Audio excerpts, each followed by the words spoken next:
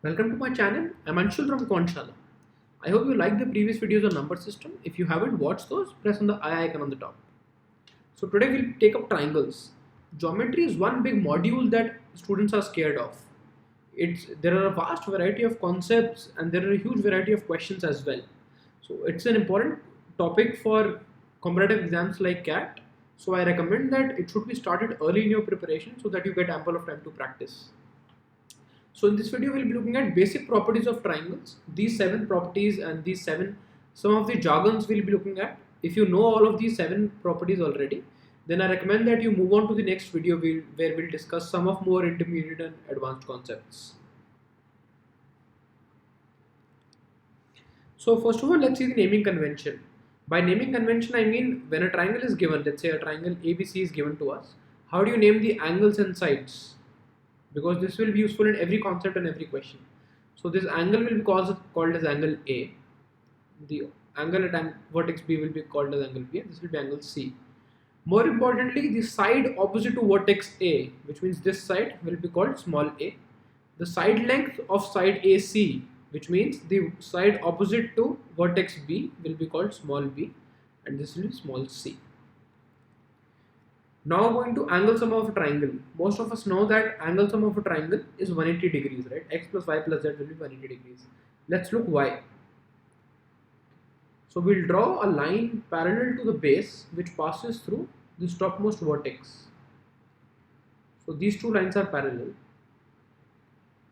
From the very basic geometry concepts, we know that opposite interior angles are equal, which means if these are two parallel lines and this is a transversal, these are two opposite interior angles, which means this angle will be y, and similarly this angle will be z. Okay, so x plus y plus z is falling on a straight line, which means the sum of these three angles will be 180 degrees, because angle on a straight line is always 180 degrees. So we have seen why and how the interior angle sum of a triangle is called 180 degrees. Similarly, let's look at one more property of a triangle which is very basic and is widely used in some questions. So this is a triangle given to you. This is A, B, C. Now there is a question of the exterior angle. What is the measure of this angle? Okay. So this is angle A, this is B, and this is C. So this angle measure is 180 minus C, right? Because BC is a straight line, or BCD is a straight line, and angle on a straight line is always 180 degrees. But also, what is C? C is 180 minus A minus B. Okay. So this angle X becomes A plus B.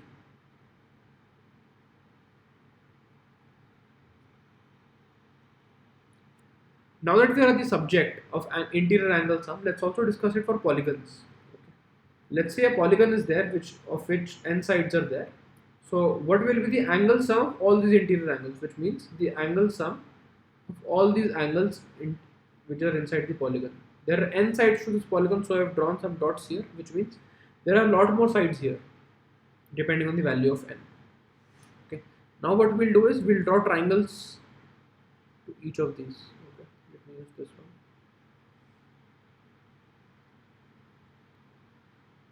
So if there are n vertices, exactly how many triangles will we get? N triangles. Even in this example, you can see if there are 1, 2, 3, 4, 5, 6, 7. If you consider this as one side, there are 7 sides in total, and there are 7 triangles in total as well. So what is the angle sum of one triangle? Let's say this triangle will be this plus this plus this. When you add this over all the triangles, you get the angle sum of all the angles of the polygon along with the sum of these angles. The sum of all these angles is 360 degree, because angle at a point, the angle of the sum of all the angles at a point is always 360 degrees. Okay. So what we get it, let's say the angle sum that you are trying to find, angle sum of the interior angles of polygon is x. So x plus 360 degrees we get as the sum of all angles of all the triangles, which is 180 is the sum of each triangle, and then there are n triangles. So by this, x comes as 360 goes to the other side, and we get 180 into n minus 2. You can put values of n also. You can put value of n equal to 3 to check the angle sum of a triangle, or put n as 4 to check the angle sum of quadrilateral. Okay, now types of triangles by angles. Okay, so you must have heard of acute angle triangle, right angle triangle, obtuse angle triangle. So an angle triangle in which all the angles are acute. Acute means all the angles are between 0 and 90 degree, less than 90 degree and greater than 0 degree, is called an acute angle triangle. A triangle in which there is exactly one right angle is called a right angle triangle. Okay. Right angle means this 90-degree angle. Can there be more than 190-degree angles? No. Because if there is 190-degree angle, let's say there is one more 90-degree angle, the sum of these two angles itself will be 180 degree. The third angle will have to be 0, which is not possible. This angle is obtuse angle because this angle is greater than 90 degree, less than 180 degree. So this becomes an obtuse angle triangle. Okay. Again, we can't have more than one obtuse angle because the sum of two angles then will become more than 180 degrees, which is not possible. So types of triangle by sides. Okay. So a scalene triangle is one in which all the three sides are of different lengths. This is 3, this is 4, this is 5, something like that. Isosceles is one in which at least exactly two sides are equal. So let's say this is 3, this is 3, this is 3, this is 3, and this is 4. Something like this, in which exactly two sides are equal. Equilateral means in which all three sides are equal. It's a 4, 4, 4, something like this. There are some properties of isosceles triangle which means that the angles opposite to these equal sides are always equal, which means this angle and this angle will also be equal because they're opposite to the equal sides. We'll look at why this happens. We'll look at these proofs in the next video when we discuss congruence and similarity. Similarly, in equilateral triangle, all the angles are equal and each angle will be 60 degrees. Why? Because the total angle sum is 180 degrees divided by 3, 60 degrees. Okay. Now let's discuss about triangle inequalities. Some basic popular inequalities that we know. So let's start off with a question here. If two sides of a triangle are 8 and 10 centimeters, what are the possible values for the third side? Okay. So let's first look at the concept and then we'll solve this question. So this is a triangle ABC and the sides are labeled. Now let's look at angle A. What is the minimum value of angle A that we can have? It has to be greater than 0, right? So let's fix this AC here first of all. Okay. This is the AC side. Now we can play around with the angle A. This is similar to what we have on the left figure. This is similar values of angle A. Now angle A is increasing, now angle A is decreasing. If we have it very close to 0, something like this. So our BC will be somewhere here. I'll draw that more accurately. BC will be something like this. This vertex will be B. Right? And this angle, more importantly, angle A, is tending to 0 degrees, right? And what are the labels of sides here? This is B, this is C, this is A. So we see when this angle A tends to 0, this line ABC is becoming a straight line. So here ABC is not a straight line, but here ABC is tending to become a straight line, which means here in this case B will become equal to A plus C, okay? Which is not valid for a triangle. This only happens when angle A becomes 0. So what we know now is that A plus C, this sum should be greater than the side length B if this is supposed to be a triangle. Okay. Similarly, the maximum value that this angle can take is 180 degrees, which means let's try to take it the other way. This time again, let's fix AC. Similarly, again we have fixed AC here. Now if you take AB all the way to the other round, to the other side, it becomes like this. Okay, where this is A, this is C, and this is B. Okay, and this is just before a straight line, which means BC is a separate line than this till now. But as this angle A tends to 180 degrees, it will become a straight line. Let's label the sides again. This will be CB, which means this is A, this is C, and this is B. Okay. Again, we know that for this to be a triangle, what should happen? B plus C should be greater than A. If they become equal, this stops being a triangle, it becomes a straight line. Or you can also write it as B greater than A minus C. So now we have b less than a plus c by this and b greater than a minus c by this, which means if two sides of a triangle are given a and c, you can find the range of the third side, which is b. Okay, so it is always greater than the difference of the other two sides, less than the addition of those two sides. So in this case, the third side is greater than 2 and less than 18. So the possible values are from 3, 4 till 17. Okay. So if you write it formally, the inequality that we saw here was a plus c greater than b. If we write it for all the patterns, for example, here we were trying to make angle A0. Similarly, if you do it for angle B and angle C, you can write similar inequalities: a plus c greater than b.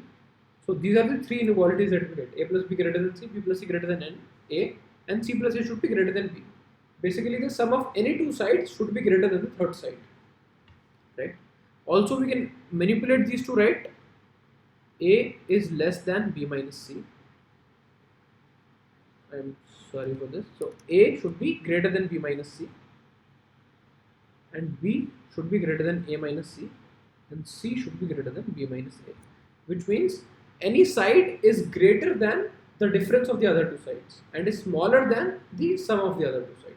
This is important for the three sides to represent a triangle. Okay. Now let's come to Pythagoras inequalities. Most of us have heard about Pythagoras theorem, right?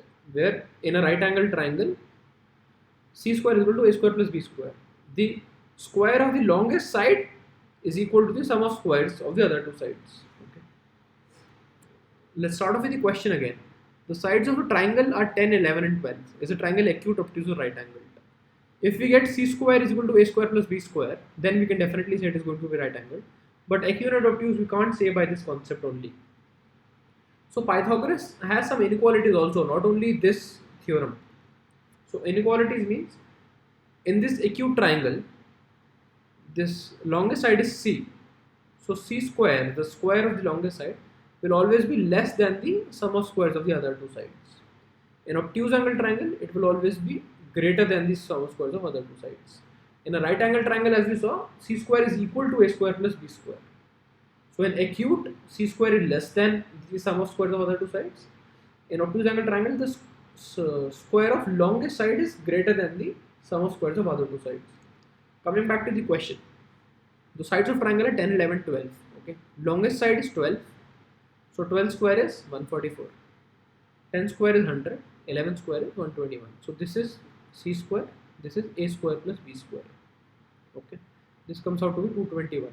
So we can see that c square is less than a square plus b square, which means the answer is acute. This triangle is acute angle triangle. Now let's discuss about altitudes and medians. So altitude means from any vertex, if you drop a line to the opposite side, which is perpendicular to the opposite side. Okay. For example, this from A we have dropped a line segment to BC such that this AD is perpendicular to BC. So AD will be called an altitude of the triangle at the base BC. Similarly, we would have other altitudes also. From vertex B, we'll have an altitude on AC. Similarly, from vertex C, we'll have an altitude on AB. All these three altitudes will always be concurrent, which means they will always meet at a single point inside the triangle. Or it can be outside the triangle also actually, as we'll see in some time. So let's say this AD and then BE is another altitude and CF is another altitude. All these angles are 90 degrees. Okay.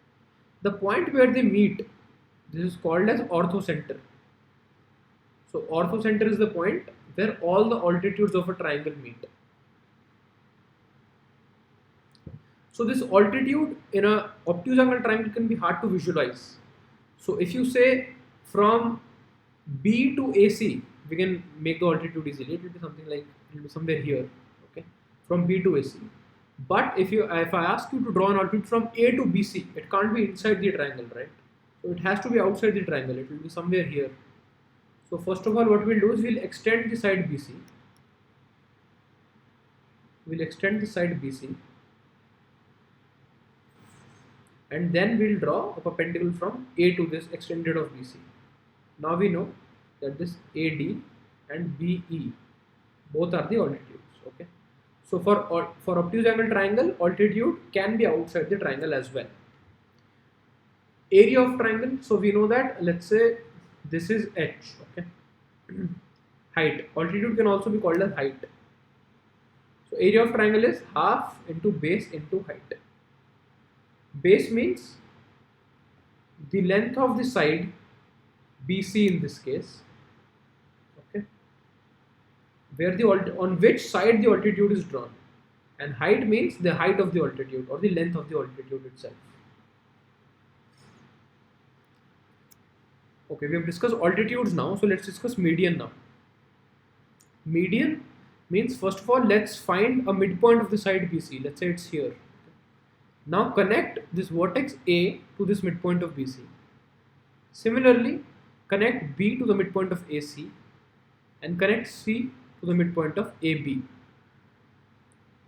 These are all called medians. So AD is a median on side BC, BE is a median on side AC, and CF is a median on side AB. So BD is equal to, this is D, BD is equal to DC, AE is equal to EC, and BF is equal to AF, because these are all midpoints. For a median, it is always inside the triangle, whether the triangle is acute or obtuse. Because let's say the midpoint is here. So whenever you are trying to draw a line segment from this opposite vertex to midpoint, it will always fall inside the triangle only. Okay. So one more property, few more properties of medians. First of all, this point where they meet is called G. G is called a centroid. So this is the centroid of the triangle. Then one more property is that this centroid always divides the median in the ratio 2:1, which means AG and GD, the ratio is 2:1. Similarly for BG is to GE, and similarly for CG is to GF. These are all 2:1. We'll again look at the proof when we study similarity and congruency. One more property of a median is that whenever a median is drawn, let's consider this triangle now.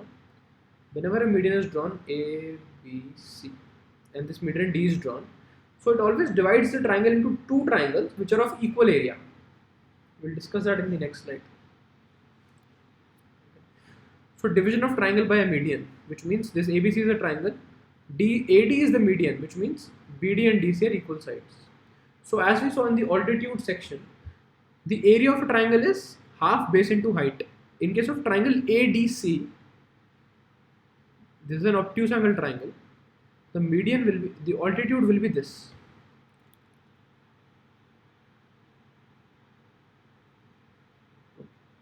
At this point, let's name it something like X. Okay. So AX is perpendicular to BC.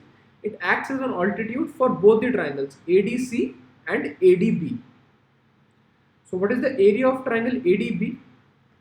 It is half into AX into BD.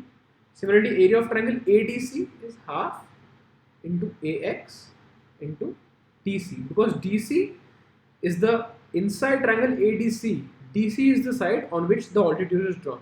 We will not take XC, we will take the length which falls inside the triangle. Now, because BD is equal to DC, because D is the midpoint, right?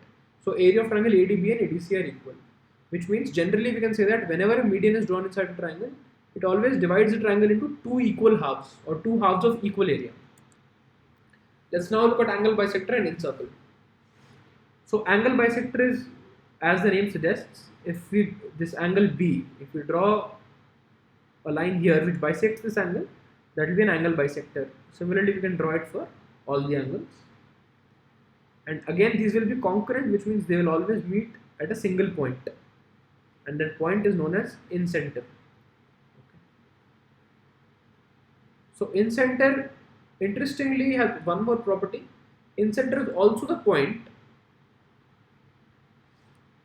which is the center of the circle when a circle is drawn inside a triangle.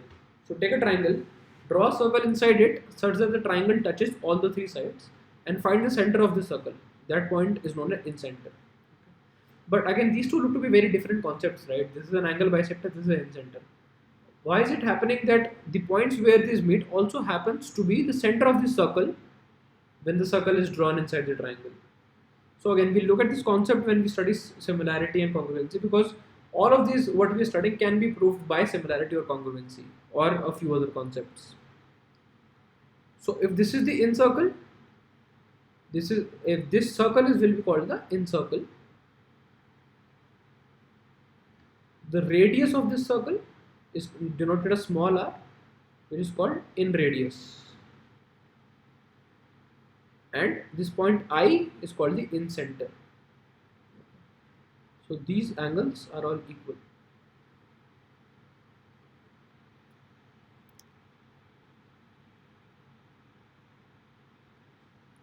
Moving on to perpendicular bisectors and circumcircle. So perpendicular bisector means it is not coming from any vertex of the triangle, but consider any side. Let's consider this side. So perpendicular bisector means a line which is bisecting this side, which means it is going through the midpoint of this point and is also perpendicular. It need not pass through the opposite vertex. Similarly, we can draw it for all the sides here. So if you see this one, this is a perpendicular bisector but does not pass through the opposite vertex. And again, this perpendicular bisector will also meet at a single point, and this point will be called as circumcenter. Similar to in circle, circumcircle is the circle which is drawn outside the triangle. When a triangle is drawn and a circle is drawn outside the triangle, touching all the three vertices, this circle is called the circumcircle. And the center of the circle is circumcenter. Again, so we look at when we study circles that why is it happening that the point of meeting of perpendicular bisectors also happens to be the circumcenter. And again, the radius of this circumcircle is denoted by capital R, which is also called circumradius.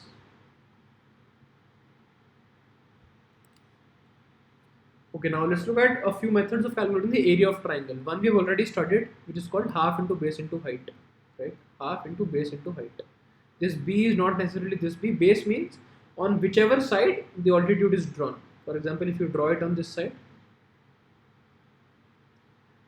the area of triangle will be, and this is, let's say, h. So in this case, the area of triangle will be half into a into h.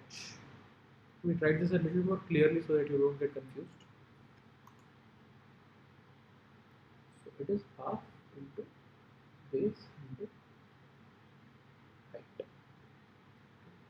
Similarly, you can do this for any other altitude or any other side. So again, in this obtuse angle triangle, the altitude can be outside the triangle as well. First, we actually had to extend this side BC and then draw this altitude, which can be A, H, and the area in this case will be half into H into A again. Again, we will not take the length from C to D here, we will only take the length from C to B here, which is inside the triangle. Area of triangle by Heron's formula. This is a very popular formula that we study in our 10th standard generally. So here the area is given by S into S minus A into S minus B into S minus C, where S is equal to semi-perimeter, which is semi-perimeter means perimeter divided by 2. Okay, A plus B plus C by 2. So if you are given all the sides of a triangle, you can easily calculate the area of triangle by this formula. Area of triangle of equilateral triangle, there are multiple ways to calculate this. So one way is to just, if all the sides of this are equal, right, this will be actually named as B and C, but the values of all of these will be equal, right? So I can write all of these as A. So if you plug these values A into Heron's formula, what you get is root 3 by 4 into A square. Okay. There is one more way to calculate it. You can drop an altitude here whose height will be h. This height you can calculate by simple trigonometry, because this angle is 60 degree. All of us know that, because equilateral triangle has all angles at 60 degrees. So sine 60 will be root 3 by 2 is equal to h by a. or h is equal to a root 3 by 2. Okay. So after you do half base into height, so which means half into root 3 by 2 a into a. So you get root 3 by 4 a square again, you get this one. So this is mostly what we have covered in the basics of triangles. In the next videos, we'll cover more advanced concepts like similarity, congruence, and how to use that for solving the advanced questions in CAT and other competitive exams. So after completing all this, there is one question that I want to give all of you viewers as a challenge. So post the answer of this question in the comments below. This can be directly solved by the concepts that we have studied today. I hope you liked the video. I hope you have learned all the concepts of the basics of triangles and you are excited to learn more concepts about triangles in the future videos. Post all the feedbacks and suggestions in the comment section below. If you liked the video, please press the like button and subscribe to the channel for upcoming videos. All the best, keep learning.